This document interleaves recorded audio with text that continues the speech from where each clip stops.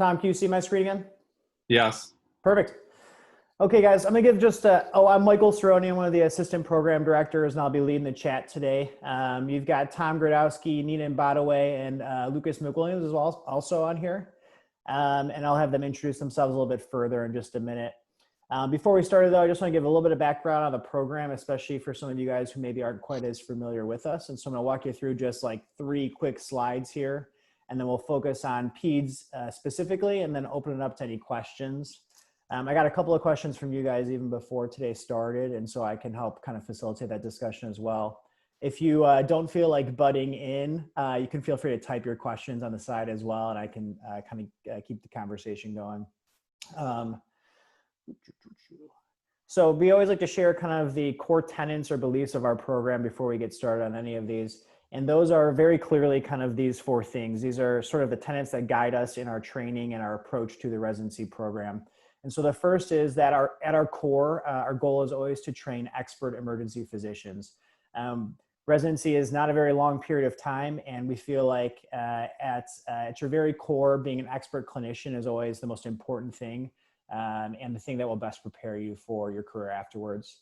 We really value wellness and support, and we try and kind of tailor your residency to individual career preparation, whatever it may be that you have in mind, whether it's a career in the community, a fellowship, things like PEM, or going into academics. We try and kind of make sure that everybody's training will lead them onto the course that they like to pursue. And then of course, we always value diversity and inclusion, and we'll talk about those things in just 1 second. I'm gonna do one quick pause. There's just a bunch more people waiting to get in. I'm gonna let them in really quick, okay? No, that was a quick update there, Cerrone. Thank you. Okay. You still got my screen? Yep. Perfect. So the first thing that we talked about, for those of you joining, we're just going through a couple of our kind of guiding principles or tenets to our program. And so the first one is that we aim to train expert clinicians and physicians. And the thing that kind of makes us most unique at Christ is this one-to-one faculty to resident teaching model that we use. And so for those of you guys who have done rotations at other hospitals or programs, it's not uncommon, as you probably know, for residents or interns or students to present to one resident who presents maybe to a fellow, or a senior resident who presents to the attending. And Christ is unique in that Advocate really devotes a lot of resources to making sure that we have staffing so that each resident can be paired one-on-one with an attending on each shift. This allows for what we consider to be our like atypical graduated responsibility, basically meaning that whatever patient comes in is yours, and nobody's stealing your procedures or your sick patients. And it also gives you basically constant teaching while you're on your shifts, which is incredibly valuable. We've got over 150 faculty hours per day when all those attending shifts are added up together. And it makes for a really awesome training environment, especially with the acuity that we have at Christ. Let me let in just a couple more people. Okay. The second thing that we talked about is wellness and support. And so the downside of training in a really busy and acute environment is that it can become really stressful, right? And so we have to make sure that we are providing an environment that kind of balances our personal lives and basically keeps everybody happy, healthy, and well while they're training. There's a whole bunch of both official and unofficial ways in which we do that.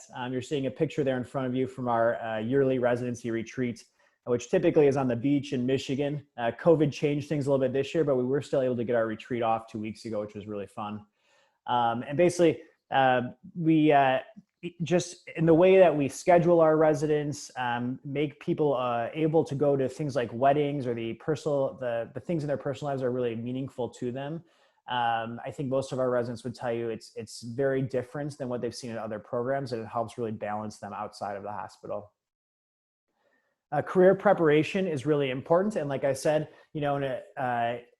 residency goes very quickly, and we want to make sure that your elective months and really all of your time in the department or even on your off-service rotations are preparing you for the careers that you want to pursue. And so I always throw this picture up because this is last year's graduating class, and it kind of serves as a reminder of exactly what that means. And so when you look through there, I can see people like Ethan, who went on to do his critical care fellowship out in Oregon. There's people like Kishi doing an ultrasound fellowship. KJ, who's doing her sports med fellowship as we speak. Some of these residents like Maureen, who went straight into academics at MCOW. Mitch was really interested in admin, and so he's kind of basically worked out a deal where he can work and also get his MBA, which he's working on right now. Some of our residents like Kyle wanted to go back out west, and so he was able to get into a awesome Democratic group in Colorado. And so whatever it is that you're aiming to do, we're kind of able to help get you there, and that's one of our kind of guiding principles. And the last one is probably the most important, is the value of diversity and inclusion.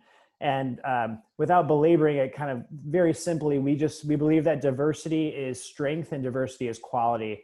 And when you've got such an incredible diverse patient population like us, we think that the best way to kind of create a training environment is to have residents who kind of mirror that population or are equally diverse. And so that's always a guiding principle for us. So we'll talk just a little bit about peds now, and then we'll open the floor. Let me let a couple more people in, 1 second. Perfect. So peds is an extremely important part of your training, not something to overlook, and we're not going to overlook it today as well, just like that young child there.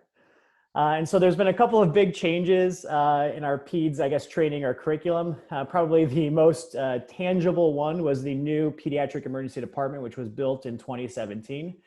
Having trained before that opened, it was an incredible upgrade and adjustment for us. So how many beds is it? 22 if you count the trauma bays. Beautiful, kind of state-of-the-art, a really awesome environment to train. We see about 38,000 peds patients a year. It's probably a little bit higher than that, although COVID makes the numbers weird. And so that is probably similar to the volume that some of your home institutions see in all patients. And so peds is one of those things where a lot of places don't have the volume to get a robust training experience. And so we're blessed to kind of have a peds hospital on site. And there's a picture of our peds hospital Hope on the bottom right corner there. Another thing that's different is you get peds experience longitudinally. So all 3 years of your training at Christ versus other places, other residency programs where maybe you'll only have 1 block or 2 blocks of peds EM shifts. At Christ, because our peds hospital is on site and we're kind of all integrated into one department, you will get those shifts throughout every emergency medicine month. I think the real value, especially Tom can tell you, but even as an attending for me, is if you're out of the peds department for a while and you've only worked adult shifts, when you come back in, it feels like foreign material to you. And I think that's a downside to places where maybe you're only in the peds ED for 1 month out of your training. It's something that you want to be seeing frequently because everything's different. The dosing's different. It's like they say, they're not just little adults, right? And so it's important to keep seeing them throughout your training. We also offer critical capacity call shifts, which is basically an opportunity to work some of the overnight peds shifts during your training to make a little bit of money. So those are paid shifts to supplement your income. And as Tom can tell you, most of the residents really appreciate that extra cash. And so here's a look just at your pediatric curriculum while you're training at Christ. You get 3 weeks of floor your first year, and this is one of our very last floor months remaining in our curriculum. Basically, everything else has been removed. And the reason why is that there really still is a lot of value to doing peds floor rotations. Even things like, just listening to asthmatic lungs or listening to RSV. It's one of those things where repetition really makes a difference. We also have an awesome group of hospitalists or teaching attendings in Hope in the Children's Hospital. And so our residents tend to really appreciate that. We do 1 week of nursery and neonatal resuscitation during that block as well, which the residents really tend to love as well. It's like you get to see a whole lot of little babies that can be really, really scary if you're not used to doing those resusces like maybe Lucas and Nina are. You've got just 2 weeks of the dedicated PED shifts or PEDS-EM shifts during your first year. And that's really to get you more acquainted with the system and the nurses and getting to know the staff there. Because then you're going to continue having those shifts longitudinally throughout the training. And then as a second year, you'll spend 4 weeks in the PICU. Really great teaching, again, a great group of intensivists up there that the residents tend to really appreciate, and an awesome chance to see some really sick kids that maybe you wouldn't elsewhere. We run the pediatric traumas a little bit differently on the ped side than we do the adult side. The volumes are just lower in general because kids tend to be less involved in level 1 traumas, which is a good thing for the health of everybody. And so rather than having a 24/7 trauma attending in the department like we do on the adult side, in the peds ED, the ED docs like us and the residents run those trauma resuscitations. And the senior residents who have already completed their trauma blocks are kind of responsible for helping the attendings run those.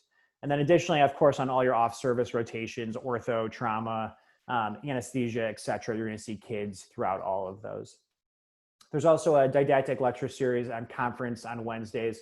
Our peds attendings are gracious enough to come and kind of lecture on the essentials, and then also some of the more nuanced stuff. So everything from febrile neonate, seizure management.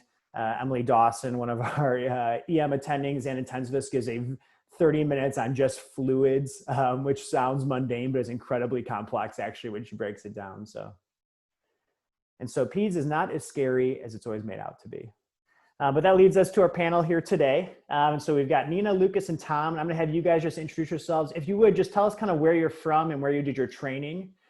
So we'll start with Nina. Why don't you go first? Yeah, hi everyone. My name is Nina Mbadiwe. I'm originally from Brooklyn, New York. I did medical school at Albert Einstein in the Bronx. I did my pediatric residency at New York Presbyterian Hospital at Weill Cornell Medical Center. And I came out to Chicago to do PEM fellowship at University of Chicago Medical Center. And I've been at Christ now for a little over 1 year. And Lucas, we'll let you go next. Awesome, thanks Nina. My name's Lucas. I'm one of the PEM attendings at Christ.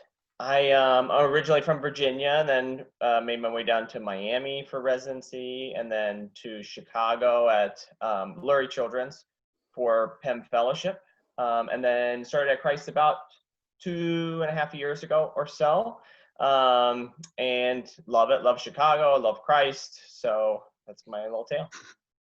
Tom, before you introduce yourself, I'm going to warn people, Nina may or may not be at a hospital right now working. And so if she has to step out for a code or something, excuse her. And then Tom, we'll let you go next, man. All right. Hey, everybody. My name's Tom. I'm one of the second-year residents, EM residents at Christ. I'm from the Chicago area. I was born in the suburbs here. I was actually born at Christ. And I am interested in pediatric emergency medicine, which is why I am part of this today. And because we just enjoy your company. I didn't realize you were born at Christ. That's crazy. Small world. Yep. So I said it earlier, if you guys have any questions, you can feel free to shout them out, or you can type them into the message, and I'm happy to kind of run point guard or relay those. I'll give you just a second here, and if not, I've got a couple questions that some of you guys had already sent me, and I'll open those up to the panelists if you'd like. Awesome. The first one is, this was a general question to Nina and Lucas, which is that one of the students wanted to know kind of what led you to taking a job as an attending at Christ, and kind of what your favorite part about the department or kind of the setup is. Nina, you can go first. Yeah, I can talk. So for me, I've worked at many different hospitals, many different ERs, so I'm kind of familiar with, you know, how things work. I've seen many different things, and the one thing that I can say that's unique to Christ is the nurses. I really enjoy working with the pediatric nurses. They're super smart, they're super helpful, they're super fast. It's a great team and working environment. If you guys were to match here, they're just like super helpful. And I feel like that makes a difference for sure. It's not only the other attendings that you're working with and the other residents, you know, the nurses are a big part of the team too, because if you put in an order, it's up to them to carry it out. So for me, that's one of the unique things about working at Christ is definitely the nurses. Lucas? Nina, I think Christ is a unique setup with their peds emergency department, which is what attracted me to come there. There's lots of different setups of how peds emergency departments work, and lots of times they're kind of standalone in a children's hospital, or they'll be kind of a small little, you know, maybe 4 beds with like department within a department kind of thing. And at Christ, we have like a full large ED, which is like 22 beds, which is and pretty busy. But we still are within the same like hospital there, and our residents are still the same, and the doctors from the, I always call it the adult side, but it's really the general side, work there. So I get to work with colleagues that do mostly general EM medicine, and so we get to really like interact and share things, because I'll see stuff that I'm like, wow, I don't really even know what you do with this stuff. And they'll be like, oh, that's easy. That's stuff we see every day. And then they can pick my brain from stuff that they don't see all the time. And it's just really collaborative. And it makes for a unique experience. And I think the attendings definitely benefit from it. And I think the residents benefit from it too. Yeah, I'll just comment on that because it's too hard not to, which is, it's one of my favorite things about working there too, is it tends to be peds attending like one of you guys, and then us on the green shift next to you, one of the general attendings. And it's really cool because like when the really sick patients come in, the really sick kids that maybe we don't see as many of, it's really awesome to have you guys next to us to kind of bounce things off of. And I was telling Shannon Staley, like, I like to think we offer something at the table as well. And she was saying things like ultrasounds or echoes that maybe we do a whole lot of on the adult side, maybe not as frequent on the ped. It's nice to have us there as well. So I would agree with you. It's a nice kind of collaborative environment there. And it's awesome to have frequently one from each kind of type of training, I think. Oh yeah, for sure. And when we have really sick kids, like resusces, you'll just look over and one of the residents that's working an adult shift will just be there, because it's like, one, they want to help out, and like two, they're like, this is a sick kid. I want to learn what you do with a new cardiac diagnosis and a 4-day-old that's in shock, and they'll just be there. And there's a few residents that we just know will, like, if they're working a shift, they're just going to pop up and I'm going to see their face over here, even though they're really not on shift over here, which is pretty cool that they can just walk down the hall and do that. There's another question here. They're saying Christ has a pretty strong pediatric residency program as well. And they wanted to know kind of what our relationship was with that program, both off services and in the department. I'll start, maybe Tom, maybe I'll have you kind of lead off on that one about how we interact and what it's like in the room as well. Yeah, for sure. We have a pretty close relationship with the peds residents here, actually. We overlap with them in the ER and then again on peds floors and PICU. And they're actually one of the other like actual advocate programs. Some of our other programs in the hospital come through UIC and stuff. So we're just a little bit closer with them through that as well. And overall, the relationship is good. I mean, when we go up to peds floors or PICU, they respect us and kind of trust that we know what we're doing because we're coming from the ER, and are very welcoming to us being there, which is awesome. That I've seen differently at other programs when I was rotating and stuff. I think as background, I'm not sure who asked this one, but as background, when we're staffing the department, we have a pink shift and a green shift that staff the pediatric department. And so Lucas could be pink while Nina is green. And the residents that staff those can be either emergency medicine or pediatric residents. And so commonly you'll be in a charting room and like say Tom is paired with Lucas, Nina could be with one of the peds residents 2nd or 3rd years as well. And so it's nice there because you really are kind of sitting side by side with them through a lot of these shifts. Lucas or Nina, I don't know if you guys have a whole lot more to add on that front. Yeah. The only thing I'll add is you'll see it, a lot of times your rotation when you're like on peds emergency department, you'll show up at a children's hospital. There's like 7 peds residents and you're kind of the one EM resident. You feel like, oh, this is kind of like their ER and I'm just like visiting for them on. It very much has the feel of when you're an EM resident at Christ, like it's your emergency department when you show up. You also have that one-on-one with your attending. So like there's not going to be that many residents there working. It's just like it's either one of your colleagues is the other resident or there's a peds resident there, but it definitely is your room, your department kind of feel. The one thing I'll add is, the hospitalists and the PICU attendings, they're all really great. Anytime like when we have to admit a patient, a lot of the times in other places you might find that you'll get like a lot of pushback, but I find that the hospitalists and the PICU attendings, they overall trust us. We overall have like good camaraderie. So that's another plus, with getting to know, the inpatient attendings and the residents too. And I also find that a lot of the EM residents and pediatric residents, like they'll ask each other questions and whatever they might be deficient in. So, you know, just like Dr. McWilliams said, it's not like you're drowning in like 7 or 8 other residents. It's typically like 2, max like 3 other residents there, which is super helpful because then you get to know everyone. So it's pretty cool. Yeah, I'll And I add could, just, oh, go ahead, Tom, please. I was just going to add one more thing off of what Nina said, that we kind of work so closely with the PEDS residents on a couple of rotations that then when we're calling them for an admission to the floor or something, we know who we're talking to. And it's somebody that we're not just colleagues with, but friends with out of the hospital sometimes even. So it makes it a lot easier when we're trying to admit people that they kind of trust us and respect us and know who we are. Yeah, and I'll say one awesome thing about training at a place where PEDS is in-house with us is, you know, having actually trained with, I trained at Christ, and so I was on PICU with Torero and Ronnie and a lot of these attendings. It's really nice, you know, when a really sick kid comes in and you're in the resuscitation, it's nice for the ED team that we get to do the initial resus. But if you're, you know, struggling to figure out kind of where you want to go or therapeutics, they're really happy to come on down and give us a hand down from the PICU. So it's great to have that relationship and have them in-house 24/7 and people that we really get along well with. Ronnie Camp was the teacher off-service teacher of the year, my 3rd year as a resident. So you get some incredible teaching up in the PICU as well.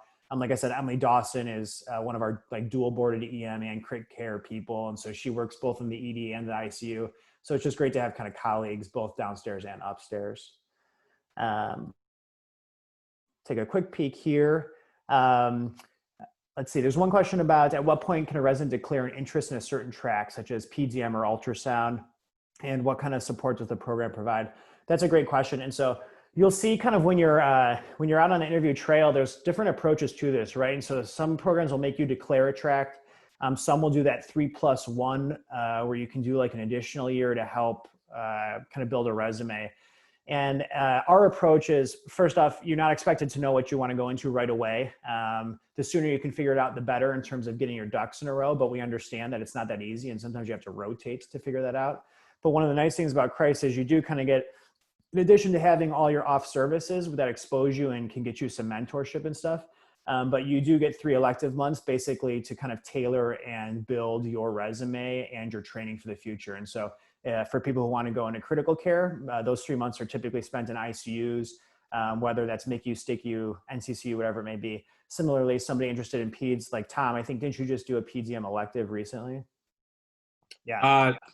Indirectly, yeah. Yeah. Yeah, so you can kind of build your rotations so that not only can you get more time in those departments, but you can get some mentorship and letters and kind of all the guidance that you would need moving forward. So there's no firm date there. It's more about kind of flexibility and letting people design that course.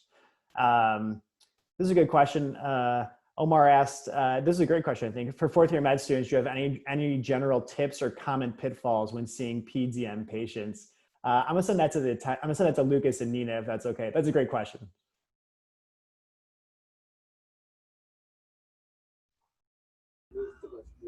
You said, Sarani, you said for 4th year medical students, common pitfalls for seeing PEDS patients? Yeah, just kind of tips to succeed and common pitfalls, things that you see students mistake a lot or that you try and coach them up on a lot. Yeah, PEDS is a tricky thing, oftentimes for EM residents, because there's a lot of kids that are relatively well, right? And so the sick ones aren't as apparent. When you really get like a sick older person, a lot of times they kind of declare themselves right as they walk in, and you're like, this person's really sick. We got to do a lot. In PEDS, they tend to hide, and they're sneaky, and so. For medical students, just like a really diligent history and physical, which you're probably already doing anyway, is always really important. And then the biggest thing is just like reevaluations. Anytime you reevaluate a patient and come and tell your resident or doc, hey, I went back and listened to that asthmatic and I think they're doing better, or I don't know if they're really getting better, or would you help me listen to them again? that's going to get you so far, because so much of how we assess patients is seeing if they're responding or seeing how they're doing or watching them for a while in the emergency department to see how kind of sick they are. So anytime you can do that, you're going to do great.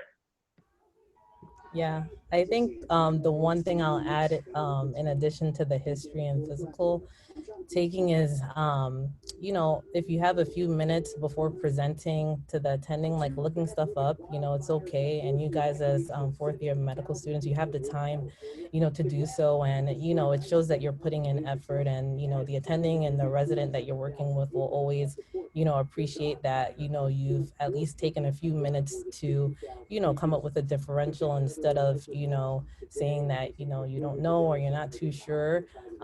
You know, that's still okay too, because, you know, we're all still learning, and we don't expect you as fourth year medical students to know everything. But if it's something that, you know, you're deficient in, you know, going to, you know, read about that particular topic so that next time when you're confronted with something similar, you will at least, you know, be able to come up with an assessment and plan.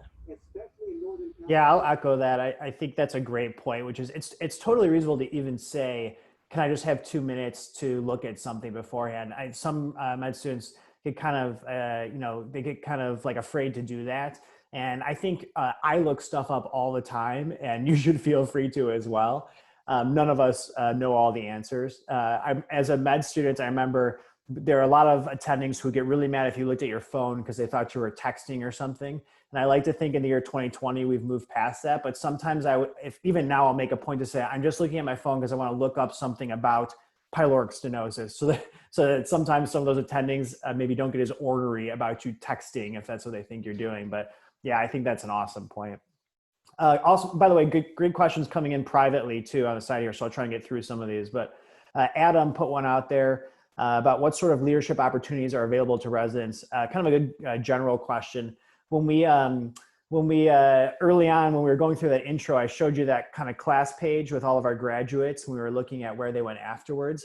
And if you looked really tiny underneath them, a lot of them had titles. Actually, they were either resident director or assistant resident director of something. And those are leadership positions that they apply for or show interest in. And it tends to be the things that they're most interested in and that they want to do in their future. And so like Mitch Kentor, who the one who I said is now getting his MBA and wants a career in admin, he was the resident director of administration. And Patrick Kishi, who's doing his ultrasound fellowship, was the resident director of ultrasound. And so there's kind of something for anybody. And those are not strict positions. There's not like a set list of them. We're kind of open to creating new ones. So, you know, in recent years, we've had resident directors of social emergency medicine or community outreach or whatever it may be. Some years we have wilderness medicine, some years we don't. And so if you have an interest, there's a way for you to kind of build that. And basically what we do is once you establish or declare that that's what you're interested in, we set you up with mentors and then give you either a portion of the curriculum or the program that you're sort of in charge of that you can talk about when you're on your interviews or on the interview trail. So, you know, I was the resident director of wilderness medicine. That can be a little bit confusing in Chicago, but when you tell your employer, that means, you know, I designed a course on splinting in the austere environment. That's what two of our residents did in the past. That's what Noah Einstein did. And we literally went out to a forest preserve and then practiced splinting with the trees and stuff that we found. And so you get ownership of it, and it allows you to build your resume, whatever that subject area may be. So great question there. I can Tom, speak. Yeah, go ahead, Tom. I can speak on that for a little bit too. I'm the resident director of the PEDS emergency department right now, and I'm actually paired up with Lucas. And we're kind of working, we have there's a PEDS EM curriculum for the PEDS residents that's kind of focused toward what they need to know and stuff, but there isn't really one for us. So what me and Lucas are doing is kind of designing an EM focused PEDS EM curriculum for the residents to kind of reference either before shift or before they go on their dedicated 2 weeks or however they kind of want to use that. Yeah, the cool thing is, you know, a lot of these residence directors have like lasting effects on the program. So their changes to the conference or the training, they may be there decades later, which is pretty neat stuff as well. Let me see what else we got here. There's a question about COVID in general and how COVID has affected the pediatric emergency department. I'll head off with it, which is that we were we were the busiest COVID center in Illinois during the first wave. And it was kind of a very bizarre evolution in that we had a couple of weeks on both sides of the department where it was silent. I mean, there wasn't an API, there wasn't a CHF exacerbation. And then all of a sudden, everybody sort of started coming in. And I think most emergency departments in the country are still not at the volumes they were before. But ours came back pretty quick, at least on the adult side. And you can see, I think peds came back later, I think because they weren't in school. A lot of these communicable diseases fell. But it seems like each week it's rising again. And I think when they get back to school is when the real outbreaks will start. I don't know if Lucas or Nina have anything else to add on that. I work at another emergency department in Chicago, and I have friends in like other ERs as well, and throughout the country the volumes for peds, they're overall low. I can say like recently, we're still seeing a decent amount of pediatric patients with a lot of different pathologies, so I feel like there's still very good learning there, but it seems like overall all the pediatric volumes are pretty low, but it seems like our numbers are slowly picking up. So I think in general too, there's data supporting this, that on the south side they seem to be picking up faster than in other parts of even our city. And so whether that's just about proximity of living, and I'm not quite sure, but it just seems like in general, we always kind of get the fastest rise up. We certainly did on the adult side as well. So wave 2 coming at some point, I'm sure, and we'll see how it goes. So we can wind down. We are just about at our limit. So why don't we end with one fun one and then we can call it a day. By the way, thank all of you guys for joining, all the med students on here with us. If you've got any questions afterwards that weren't answered, you can shoot us an email. I sent you guys the Zoom link, so I'm happy to distribute questions to Lucas or Nina, whoever needs to get to. Last question, I'll leave each of you to say they want to know what's your favorite part about working in the pediatric emergency department. Nina, we'll let you lead off. Okay. Honestly, when I took the job at Christ, I was expecting it to, be super awesome, super great.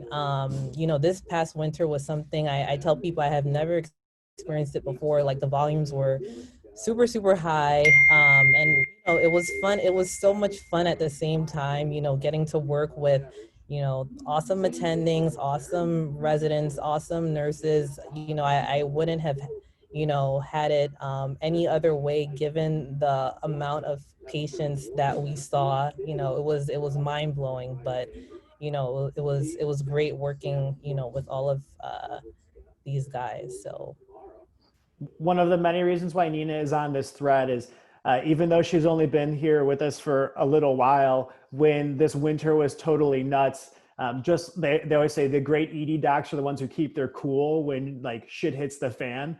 And that's the residents kind of universally say that about Nina. So congrats, you've already endeared yourself to everybody. Thanks. Lucas, how about you? Your favorite part about working in the PED? Yeah, Nina never breaks her cool. She's so cool. Never. Nina, one time, this woman delivered a baby inside the amniotic sac, and somebody just put it in a basin and came and brought it to her. The nurse, she didn't even flinch. She just said, "Well, can somebody give me some trauma shears?" Like, the sac open, resuscitate the baby. Oh my gosh. Freaking incredible. But typical Christ story. Yeah. I think probably the sentiment you'll hear from a lot of people, but my favorite part is just like my colleagues and the people I get to work with. It's an awesome group of attendings. It's a great group of residents. It's the advancement that I get to see, like in an intern until they're like a third year, and then they roll in, and I'm working a shift with them, and I sometimes I look at them, I'm like, you're ready. Yeah, I mean, you're ready to go, and to watch that progression, like in a couple years, is just so awesome. And that's my favorite part. Tom, how about you? Yeah, I think for me, it's going to sound pretty similar. It's the people that we work with there too. I mean, obviously the PGD at Christ is awesome because the children's hospital we have is very well known for like complex kids. So we see a lot of really cool pathology in the ED down there. A lot of the cardiac kids especially. But the people we work with are amazing. All the attendings we have down there are great. The nurses down there are awesome. It's just a fun shift, kind of whatever comes in at you. You always have a good time when you're there, even when it's the crazy shifts. Like probably my craziest ped shift I've ever had was with Nina last winter. And we still had a good time getting through it. And I'll cap it off. Yeah, I'd probably echo everything that you guys said. I think like a lot of ED docs, I just like variety, and there's such a different vibe from the ped side compared to the adult side. And so getting to sit in a charting room with the peds attendings and the peds residents and stuff, it's just a cool like change of pace and change of mentality for me.